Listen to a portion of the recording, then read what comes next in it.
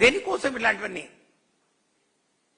మీరు చెప్పండి. వారికి ఒక టైం టేబుల్ ఇవ్వండి. వారి కింద మరి వారి అడ్వైజర్ కదా, మరి ఈ స్కూల్ అన్నింటిలో కూడా ఒక కరికులం తయారు చేసి మరి ఈ విలువలతో కూడినటువంటి విద్యను మరి వారికి అందించే క్రమంలో కూడా విలువలు ఏ విధంగా పిల్లలకు నేర్పించాలనే దాని మీద ఒక టైం టేబుల్లో ఒక అవర్ పెట్టండి.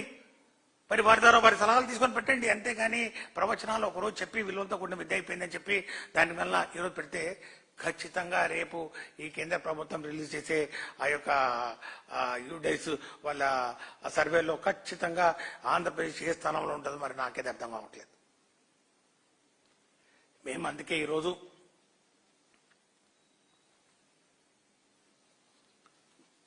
మంత్రి గారిని అడుగుతా ఉన్నాం, ఈ యాప్ల ద్వారా పిల్లలకు అక్షర జ్ఞానం కానీ బోధన కానీ వస్తుందా? కేవలం యాప్లు పెట్టేసాం అయిపోయింది, ఇంకా యాప్లతో అన్నీ అయిపోతాయి అనుకుంటారా? చెప్పండి, సమాధానం చెప్పండి. దీనికి వీటన్నిటినీ కూడా మీరు కరెక్ట్ చేసుకోవాల్సినటువంటి అవసరం ఉంది. ఈరోజు ఈ సింగిల్ టీచర్ స్కూల్గా ఏవైతే మారిపోయినాయో ఎంత దౌర్భాగ్యం. వీటన్నిటినీ